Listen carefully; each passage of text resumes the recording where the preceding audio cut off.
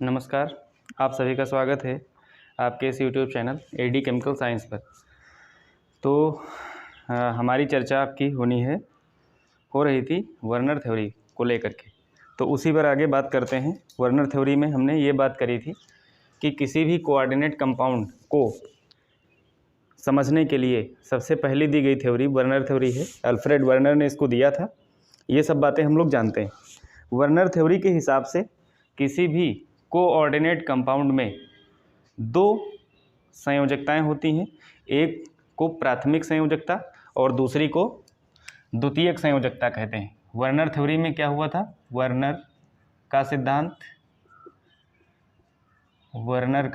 सिद्धांत, इसमें हमने ये समझा था कि किसी भी उपसहसंयोजी यौगिक की दो संयोजकताएं हैं, एक प्राथमिक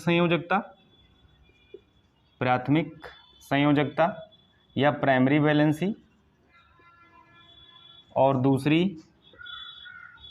प्राइमरी वैलेंसी और दूसरी द्वितीयक संयोजकता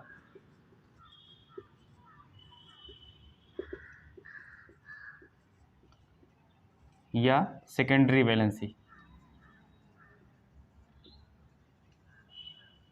अब जो प्राथमिक संयोजकता है वो ऑक्सीकरण संख्या को बताती है किसी कोऑर्डिनेट कंपाउंड के, और द्वितीयक संयोजकता किसको बताती है? समन्वय संख्या को। ये भी बात हम लोगों को पता है। जैसे यहाँ पर अगर हम एक कंपाउंड ले लें CrH2O का, ये नहीं हम वही लेते हैं, जैसे CrCl3.6NH3, तो इसको हमने AgNO3 के साथ क्रिया कराई थी तो AgCl का प्रेसिपिटेट मिला था, है कि नहीं? तो हम क्या इसमें संरचना इसकी कैसे बना सकते हैं? CrNH3 का होल 6 ऐसे और Cl3, ये हमारे पास कंपाउंड है। तो इसकी जो समन्वय संख्या होगी, इस वाले कंपाउंड की जो समन्वय संख्या होगी वो हो जाएगी द्वितीयक संयोजकता। समन्वय संख्या क्या होती है? लिगेंड, किसी भी कोऑर्डिनेट कंपाउंड में जो लिगेंड होते हैं, सेंट्रल मेटल एटम के साथ जितने कोऑर्डिनेट बॉन्ड बनाते हैं वही संख्या समन्वय संख्या होती है। तो इस कंपाउंड में जो लिगेंड है, लिगेंड यहाँ पर कौन है? ये एमीन। तो ये एमीन क्या करेगा? यहाँ कितने एमीन हैं? 6 एमीन हैं। तो कुछ इस तरह से जुड़ जाएंगे, कुछ इस तरह से 6 एमीन जुड़ जाएंगे ऑक्टाहेड्रल जियोमेट्री के रूप में। एक NH3 इधर जुड़ेगा और एक NH3 इधर जुड़ेगा। तो ये जो NH3 है यही बताएगी कि समन्वय संख्या कितनी है। कौन सी ज्योमेट्री है ये? ऑक्टाहेड्रल, ठीक है। अब ये जो समन्वय संख्या है वो जितने यहाँ बॉन्ड बनाए जा रहे हैं लिगेंड के थ्रू, ये लिगेंड है यहाँ पर अमोनिया लिगेंड है, सब लोग जानते हैं, और ये मेटल है, सेंट्रल मेटल एटम है। तो सेंट्रल मेटल एटम से जो लिगेंड होते हैं जितने कोऑर्डिनेट बॉन्ड बनाएंगे वही उसकी कोऑर्डिनेशन नंबर हो जाएगी, और जो कोऑर्डिनेशन नंबर होगी वही उसकी क्या हो जाएगी? कोऑर्डिनेशन नंबर, वही किसी भी कंपाउंड की द्वितीयक संयोजकता हो जाएगी, है कि नहीं? दूसरी बात, जो प्राथमिक संयोजकता है ये हमने पढ़ा था डिफरेंस में लिख करके कि जो प्राथमिक संयोजकता होती है वो किसी कोऑर्डिनेट कंपाउंड के ऑक्सीडेशन नंबर को बताती है, और जो द्वितीयक संयोजकता होती है वो समन्वय संख्या या कोऑर्डिनेशन नंबर को बताती है कि नहीं? तो जो प्राथमिक संयोजकता है वो इसमें किसको बताएगी? ऑक्सीडेशन नंबर को। तो यहाँ अगर हम क्रोमियम का ऑक्सीडेशन नंबर निकालें तो कितना आएगा? प्लस का 3। अर्थात ये जो प्राइमरी वैलेंसी है वो ऑक्सीकरण संख्या को इंडिकेट करती है, ऑक्सीकरण संख्या, और यहाँ पर ऑक्सीकरण संख्या प्लस की 3 है। मतलब इस वाले कंपाउंड में इसकी जो प्राथमिक संयोजकता है वो कितनी है? 3 है, और द्वितीयक संयोजकता जितने समन्वय संख्या है यानी 6, तो द्वितीयक संयोजकता इस वाले यौगिक में यहाँ पर Pb कितना है ये हमने पिछले क्लास में डिस्कस कर लिया था। तो 3, और Sb, Pb और Sb का मतलब प्राइमरी वैलेंसी और सेकेंडरी वैलेंसी। सेकेंडरी वैलेंसी कितनी है? 6 है। तो हम प्राइमरी वैलेंसी और सेकेंडरी वैलेंसी को कैलकुलेट करना सीख गए, है कि नहीं। अब अगर ये कह दें कि इसका नाम क्या लिखेंगे, तो आप सब लोग जानते ही हैं, बहुत आसान है। कैसे? पहले लिगेंड का नाम लिखेंगे तो हेक्सामीन, फिर इसके बाद सेंट्रल मेटल एटम क्रोमियम है। ये जो हमारा उपसहसंयोजी क्षेत्र है, मतलब ये जो कॉम्प्लेक्स है, उस कॉम्प्लेक्स पर धनावेश आएगा। अगर ये क्लोरीन अलग हो जाए तो ये क्रोमियम ही लिखा जाएगा। अगर ऋणावेश आता तो सेंट्रल मेटल एटम के साथ 8 लगा देते, मतलब क्रोमेट हो जाता। लेकिन यहाँ पर ऋणावेश है नहीं, नेगेटिव चार्ज है नहीं, तो इसलिए हम नॉर्मल नेम लिखा रहने देंगे। इसकी ऑक्सीडेशन नंबर रोमन में हम मेंशन कर देंगे, और फिर ये क्लोराइड, तो हेक्सामीन, क्रोमियम थर्ड और क्लोराइड, इस तरह से ये इसकी ऑक्सीडेशन, IUPAC नॉमेनक्लेचर भी हो गया, है कि नहीं। तो चलिए इसको हटाते हैं, आप लोग देख लीजिए। इसी पर हमारी और आपकी पिछले टर्म में बात हुई थी, है कि नहीं। चलो हटाते हैं। वर्नर के सिद्धांत में जो यूपी बोर्ड में क्वेश्चन आता है, उसमें कंपाउंड दे दिया जाएगा और उसमें आयन कैलकुलेट करना होगा। तो आपको एक कैसे, जैसे यहाँ पर इस तरह दे दिया जाए, क्वेश्चन दे दिया जाए कि इसमें कितने आयन होंगे, जैसे CO Cl3.6NH3, CO Cl3.5NH3, CO Cl3.4NH3 और CO Cl3.3NH3। मान लो कुछ इस तरह से आपको दे दिया जाए और कहा जाए इसमें कितने आयन बनेंगे। तो पहली बात, इसको देखते हैं पहले लिखा कैसे जाएगा। तो CONH3 का होल 6 और Cl3, इसको कुछ इस तरह से लिखा जाएगा। इसको CONH3 का होल 5, यहाँ 5 NH3 हैं, तो एक क्लोरीन बाहर से अंदर आ जाएगा, ठीक है। इस तरह से इसको लिखने के लिए CONH3 का होल 4 और यहाँ 2 क्लोरीन अंदर आ जाएंगे, नहीं तो इसकी जियोमेट्री ऑक्टाहेड्रल नहीं रह पाएगी, है कि नहीं। इसमें CONH3 का होल थ्राइस और Cl3, ये तो अब इसमें कितने आयन बनेंगे, ये हमारा मेन काम है।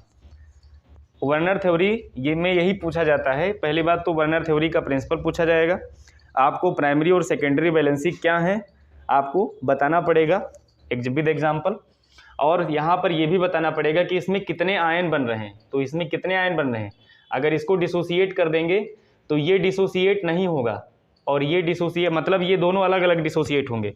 ऐसा नहीं है कि आप इसमें भी डिसोसिएट कर दो, अमोनिया को अलग कर दो, कोबाल्ट को अलग कर दो, इस तरह नहीं करना है, ठीक है। बात समझ में आई कि नहीं। तो CONH3 का होल 6 ऐसे, और इस पर कितना चार्ज रहेगा, 3+ रहेंगे। क्यों?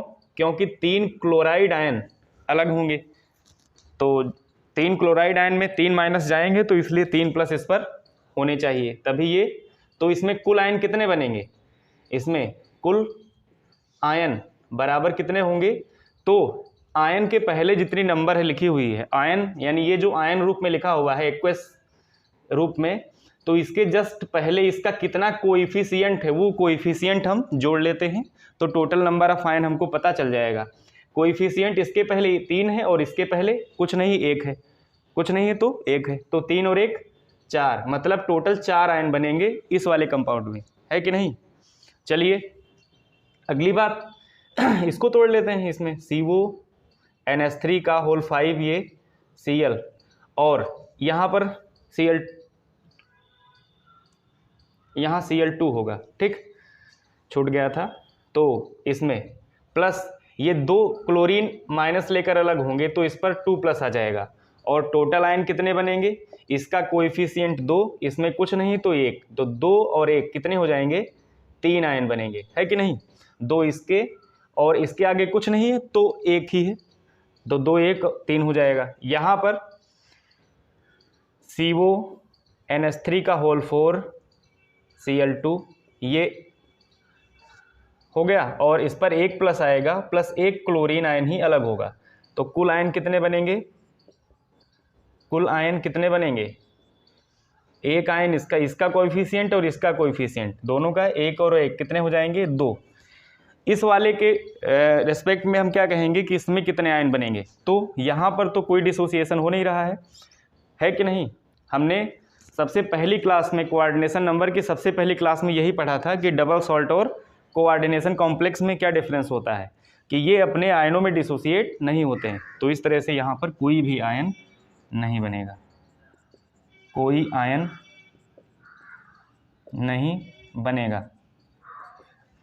अब यहाँ पर जैसे हम इसको लिख दें A, इसको B, इसको C और इसको D, और अगर आपसे ये पूछ लें कि ये बताइए कि किसमें कंडक्टेंस सबसे ज़्यादा होगा, अगर ये पूछ लिया जाए कि कंडक्टेंस किसमें सबसे ज़्यादा होगा, तो जो कंडक्टेंस होता है, कंडक्टेंस का मतलब चालकता, कंडक्टेंस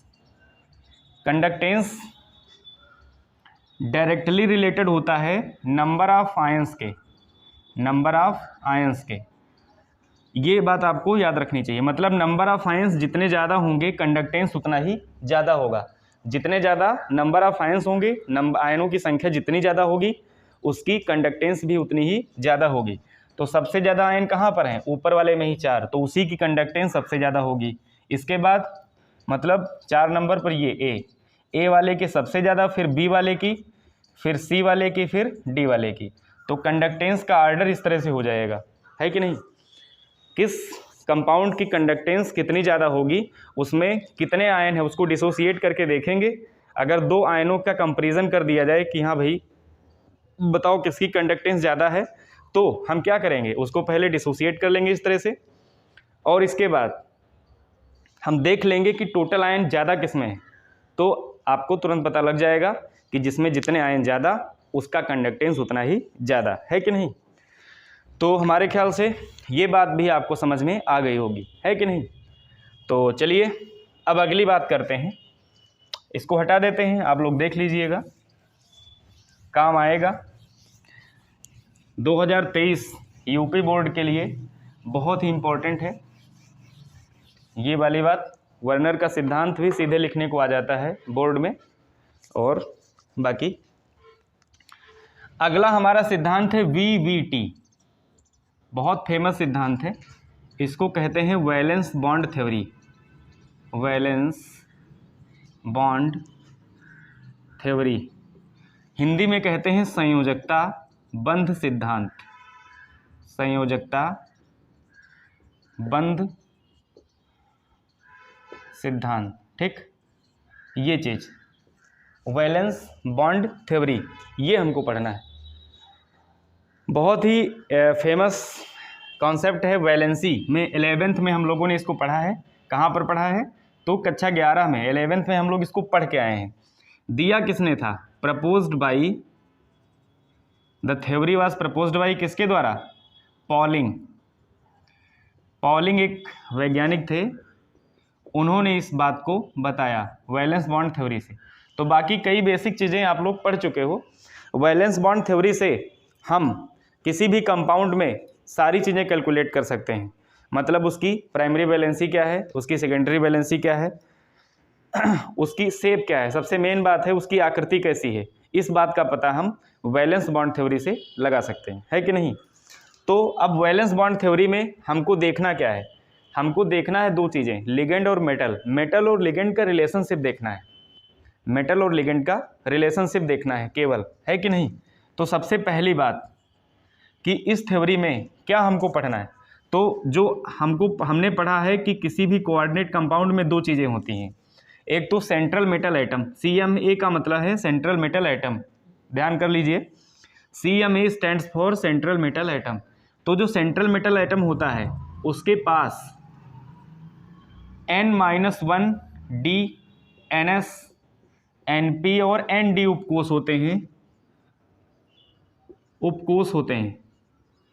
उपकोष होते हैं। अब ये उपकोष होते क्या हैं, किस लिए हैं, तो वैलेंसी करने के लिए, ठीक है। किससे होते हैं, जिनमें यह लिगेंड से इलेक्ट्रॉन, मतलब लोन पेयर जिसको कहते हो, लोन पेयर लेता है।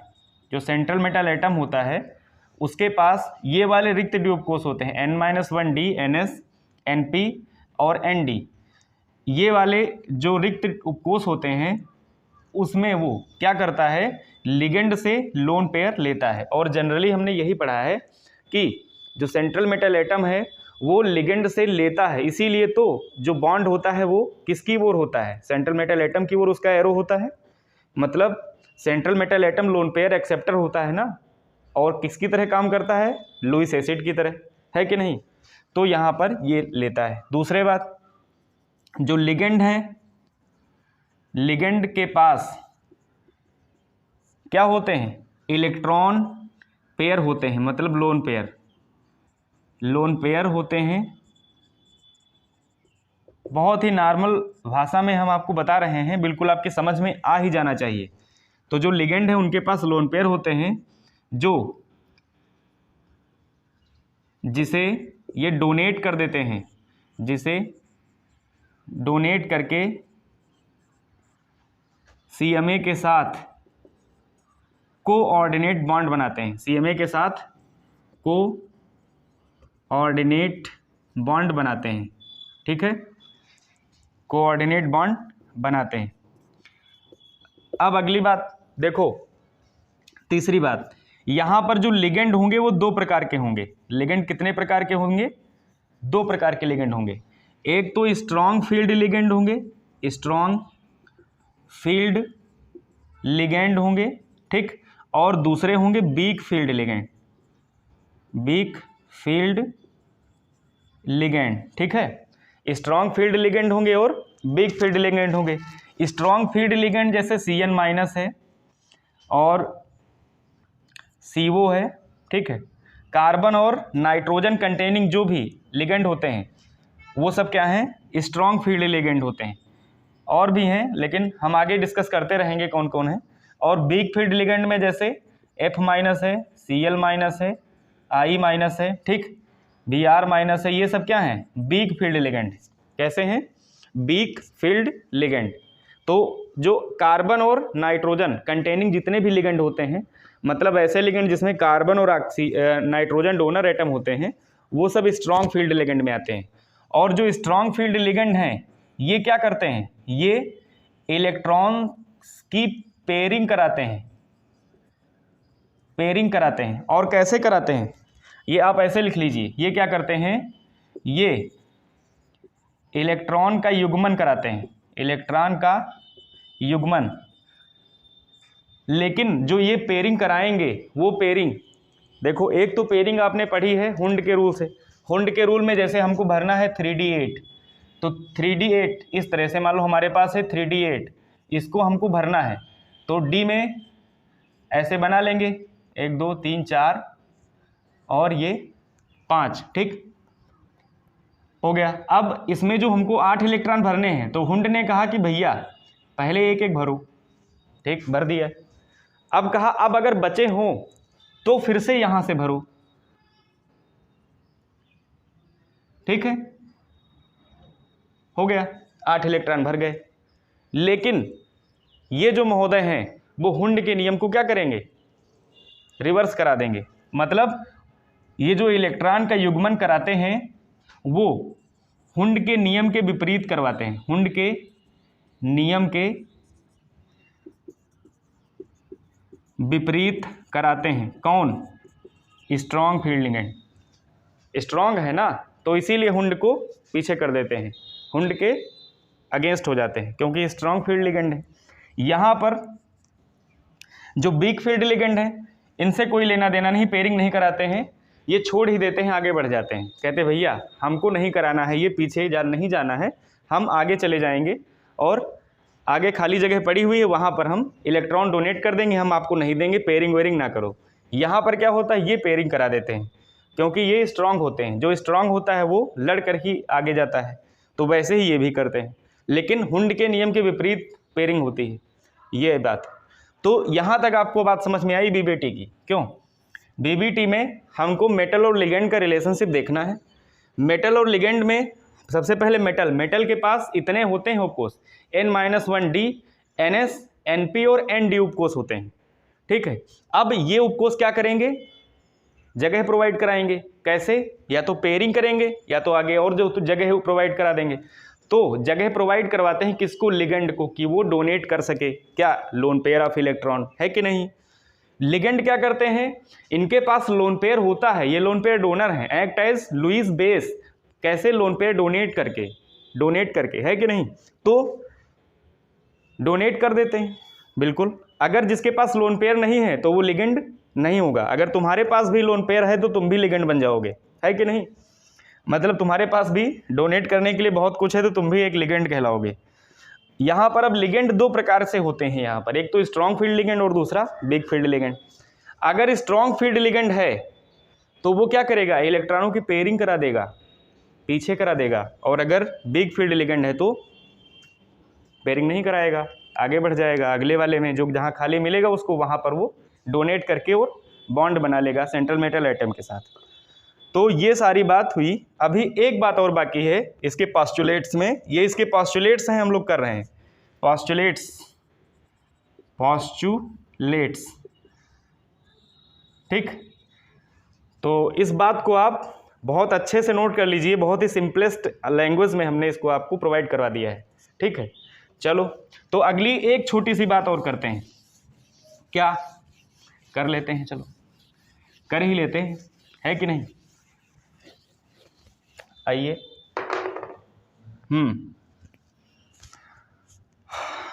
अगली बात जो भी हो, अब इसमें क्या होगा कि जो स्ट्रॉन्ग फील्ड लिगेंड हैं, स्ट्रॉन्ग, अब देखो यहाँ पर हमारे पास दो प्रकार के N-1D, NS, NP और ND, इस तरह से हमारे पास रिक्त उपकोष होंगे जहाँ पर लोन पेयर डोनेट होगा और मेटल लिगेंड आपस में बॉन्ड बनाएंगे, है कि नहीं।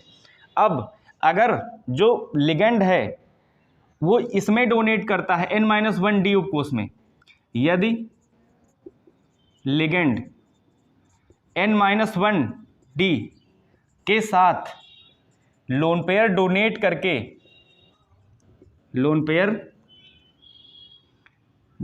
करके कोऑर्डिनेट बॉन्ड बनाते हैं, तो क्या होगा, अगर इस वाले N-1D ये कब होगा, इसमें कब होगा, जब स्ट्रॉन्ग फील्ड लिगेंड होगा। ये काम कौन करेगा कि N-1D के साथ लोन पेयर डोनेट करके बॉन्ड बनाएगा, तो वो स्ट्रॉन्ग फील्ड लिगेंड होगा, क्योंकि वो अभी हम एग्जांपल कराएंगे तो आपको पता चलेगा, है कि नहीं। तो ये बात पीछे कर देगा इलेक्ट्रॉन को और खाली करा लेगा N-1D को। दूसरे वाले जो वीक फील्ड लिगेंड होते हैं वो यहाँ खाली नहीं कराते, वो इस वाले D को ले लेते हैं, आगे बढ़ जाते हैं, है कि नहीं। तो यहाँ पर करके कोऑर्डिनेट बॉन्ड बनाते हैं, कोऑर्डिनेट बॉन्ड बनाते हैं। तो ऐसे कॉम्प्लेक्स को इनर ऑर्बिटल कॉम्प्लेक्स कहते हैं, इनर ऑर्बिटल कॉम्प्लेक्स कहते हैं। बात समझ गए कि नहीं। यदि यहाँ दो बातें हैं, अगर N-1D उपकोष में लोन पेयर डोनेट होगा और बॉन्ड बनेगा तो क्या होगा, इनर का मतलब अंदर की ओर, ये इधर अंदर की ओर नजर आ रहा है ना, तो इनर ऑर्बिटल कॉम्प्लेक्स बन कहते हैं उसको। और यदि लिगेंड ND उपकोष के साथ लोन पेयर डोनेट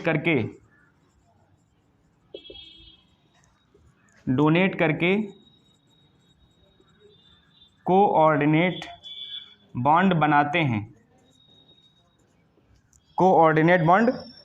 हैं, तो ऐसे कॉम्प्लेक्स को आउटर ऑर्बिटल कॉम्प्लेक्स कहते हैं, आउटर ऑर्बिटल कॉम्प्लेक्स कहते हैं। बात समझ में आई यहाँ तक। तो बस इतनी सी बात ही करनी है हमको, मतलब इसमें कुछ कहना नहीं है, इसमें आपको ये बता देना है कि इनर ऑर्बिटल अगर पूछ लिया जाए कि कौन इनर ऑर्बिटल कॉम्प्लेक्स है, कौन आउटर ऑर्बिटल कॉम्प्लेक्स है, तो आप तुरंत उसका हाइब्रिडाइजेशन करा के देख लोगे।